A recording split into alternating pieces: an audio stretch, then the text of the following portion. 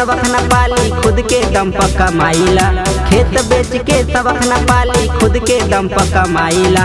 तोहरा जैसन गुंडा के हम रोज रोज लतियाईला। तोहरा जैसन गुंडा के हम रोज रोज लतियाईला।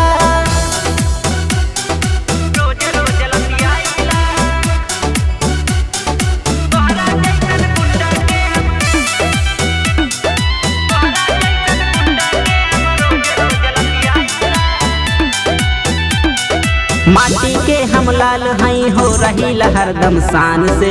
माटी के हम लाल हई हो रही हरदम शान से।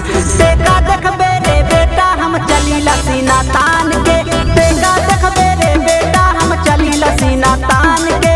तेका देखबे रे बेटा हम चलीला सीना तान के।